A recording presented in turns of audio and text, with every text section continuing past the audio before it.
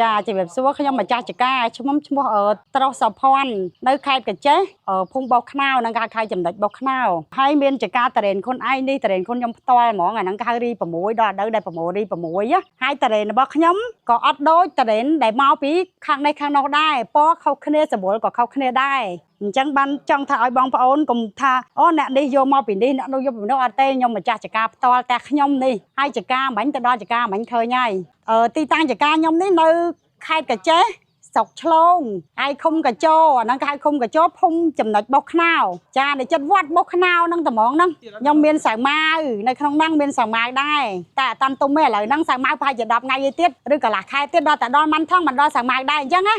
ចឹងនិយាយថាឆ្នាំនេះវាក្តៅអត់សូវបានផលដូចឆ្នាំទៅប៉ុន្តែល្អជាងឆ្នាំទៅវាភ្លៀងវាខូចច្រើនអញ្ចឹងណាតែវាអត់សូវក្តៅតែវាបានផលច្រើនអញ្ចឹងនេះឆ្នាំនេះក្តៅពេកវាជ្រុះប៉ុន្តែផ្លែក៏វាល្អជាងឆ្នាំទៅអត់មានខូចអត់មានអីអញ្ចឹងបើគិតពីរឿងទិន្នផលអាឆ្នាំទៅវាខូចឆ្នាំនេះវាអត់ខូចវាប្រហាក់ប្រហែលគ្នាយើងទទួលយកថាអញ្ចឹង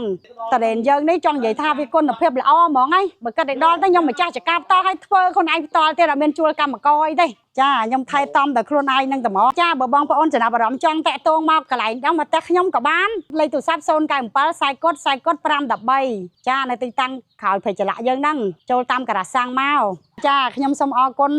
លោកមេឃុំលោកមេភូមិមីទាំងអស់ដែលគាត់អាយដាមវិញអញ្ជើញមកដល់ចកាខ្ញុំផ្ទាល់ហើយអញ្ចឹងសូមជួយឲ្យបងប្អូនហ្នឹងគ្រប់គ្រងជួយគ្រប់គ្រងរបស់ខ្មែរយើងប៉ិតកសិករយើងធ្វើដោយផ្ទាល់ហើយដើម្បីឲ្យជួយខ្មែរយើងឲ្យបានរីកចម្រើនផងកុំចេះទទួលរបស់គេយកមកហ្នឹងហើយជួយឲ្យមានតម្លៃ